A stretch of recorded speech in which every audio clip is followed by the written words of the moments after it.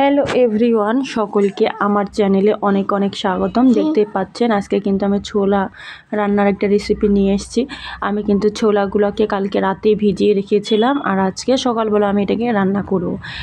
আমি কুকারের মধ্যে ছোলাগুলোকে আর সামান্য একটা আলু সিঙ্গার মতো কেটে হালকা পরিমাণ হলুদ, হালকা পরিমাণ লবণ দিয়ে এখন আমি আগে প্রেশার কুকারে 2টা সিটি দিয়ে নেব। সাধারণত আমি কিন্তু এভাবে ছোলা রান্না করি, প্রেসারে 1টা কিংবা 2টা সিটি দেই, এর বেশি কিন্তু দেই না, যেন হালকা একটু ছোলাটা খুব সুন্দরভাবে সিদ্ধ হয়ে যায়। সেজন্য দেখতেই পাচ্ছেন আমি প্রেসারে কিন্তু ছোলাটা কিন্তু সিদ্ধ হওয়ার জন্য আমি দিয়ে দিচ্ছি। অন্যদিকে তেলের মধ্যে 2টো তেজপাতা, সামান্য পরিমাণে পেঁয়াজ কুচি দিয়ে এখন আমি এগুলোকে সুন্দর করে লাল লাল করে ভেজে নেব। যারা যারা রেগুলার আমার চ্যানেলে ভিডিও দেখেন তাদেরকে অসংখ্য ধন্যবাদ। দিন দিন আমার চ্যানেলের কিন্তু খুবই 12টা বাজে দিচ্ছে। চ্যানেলের ভিউ এবং টাইমিং ওয়াচ এখনও আমি পূরণ করতে পারিনি। অবশ্যই পূরণ করতে আপনারা অবশ্যই সহযোগিতা করবেন। আমার চ্যানেলটা যেন তাড়াতাড়ি সকলের সাথে শেয়ার করার চেষ্টা করবেন, যেন আমার চ্যানেলটা একটু ভিউ বাড়ে। লাইক সাবস্ক্রাইবারও কমে গিয়েছে। অবশ্যই আপনারা সবাই শেয়ার করার চেষ্টা করবেন আমার আজকের রেসিপিটা। আসলে আমি কিন্তু সবসময় এভাবেই ছোলা রান্না করি, আর এভাবে রান্না করলে কিন্তু দারুণ একটা খেতে লাগে। দেখতেই পাচ্ছেন অন্যদিকে আমার পেঁয়াজটা কিন্তু মোটামুটি হালকা লাল লাল করে ভাজা হয়ে গিয়েছে।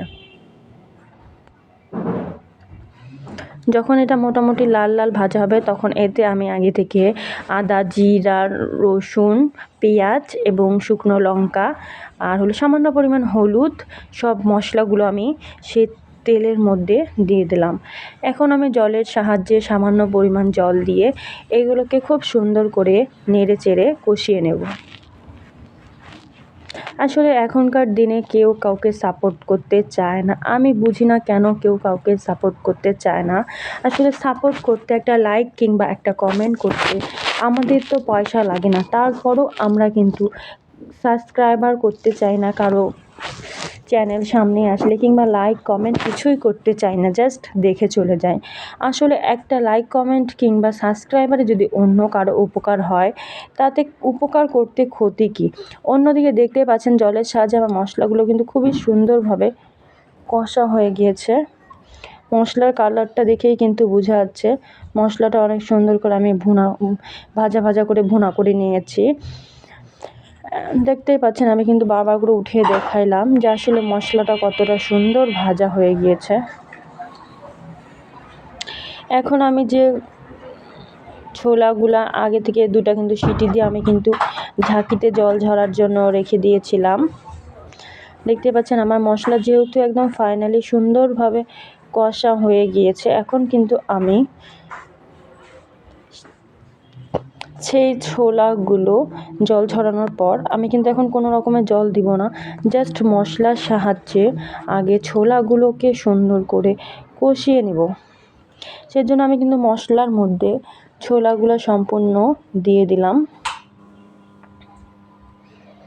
দেওয়ার পর এখন কিন্তু আমি এগুলোকে সুন্দর করে ভালোভাবে নেড়ে চেড়ে দিচ্ছি, যেন মশলাগুলোর সাথে ছোলাগুলো খুব সুন্দরভাবে একটার সাথে আরেকটা ভালোভাবে মিক্সড হয়। আমি কিন্তু প্রথমে একটু লবণ দিয়েছিলাম, সেজন্য আমি পরিমাণ মতো আরেকটু লবণ অ্যাড করে দিলাম, যেহেতু আমি বুঝছিলাম জলটা ফেলে দিলে লবণটার পরিমাণটাও চলে যাবে, সেজন্য আমি পরে কিন্তু হালকা পরিমাণে লবণ এতে দিয়ে দিলাম। দেওয়ার পর দেখতেই পাচ্ছেন আমার কিন্তু ছোলাগুলো কিছুক্ষণ পর পর নাড়ছি। মোটামুটি কিন্তু আমার ছোলাগুলো একটু হালকা লাল লাল করে ভাজা হয়ে গিয়েছে। যারা যারা সব সময় আমার চ্যানেলে পাশে আছেন তাদেরকে অসংখ্য ধন্যবাদ।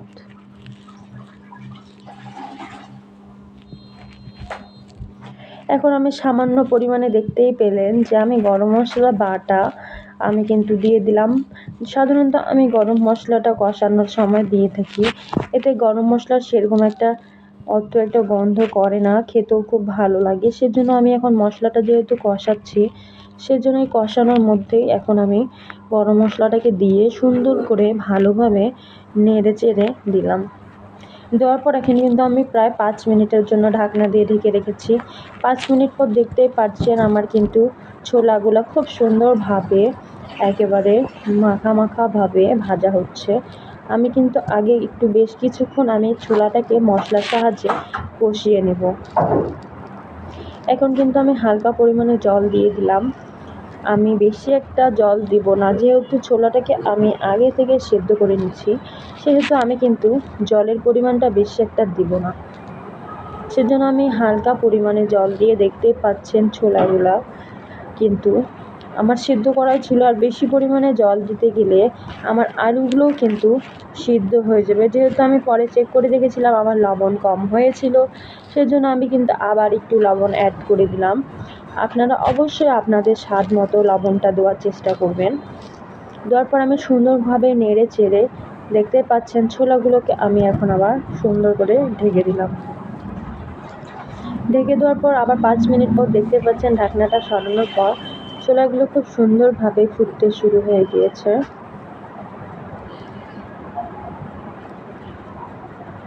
এখন আমি এগুলোকে সুন্দরভাবে ভালোভাবে নেড়ে চেড়ে দিচ্ছি।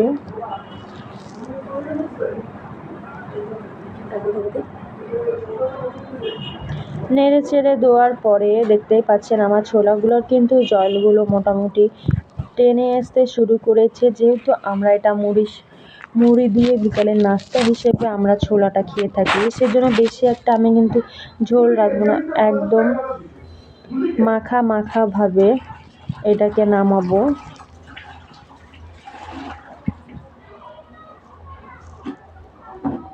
দেখতেই পাচ্ছেন আমার ছোলাটার কিন্তু কালারটা অনেকটা টেস্টি হয়ে এসেছে এবং কালারটাও কিন্তু পরিবর্তন হয়ে এসেছে। এখন আমি প্রায় আবার এটাকে 5 মিনিটের জন্য ঢাকনা দিয়ে ঢেকে রেখেছিলাম। ঢাকনা ওঠানোর পর দেখতেই পাচ্ছেন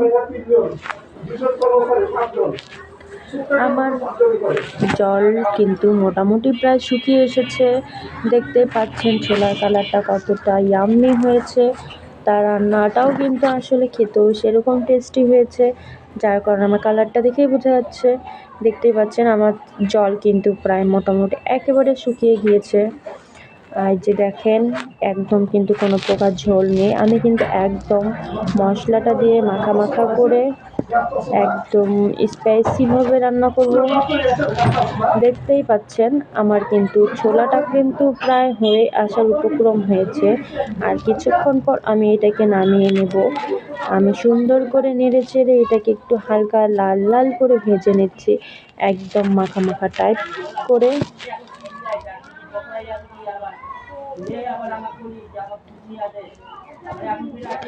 দেখতেই পাচ্ছেন আমার ছোলাটা কিন্তু প্রায় হয়ে এসেছে, একদম মোটামুটি এটা একটা ফাইনালি একটা সুন্দর একটা লুক চলে এসেছে এবং মুড়ি দিয়ে খেতে অনেক টেস্টি লাগবে বিকালের নাস্তা হিসেবে। এটা আপনাদের অনেকটাই গ্রহণযোগ্য।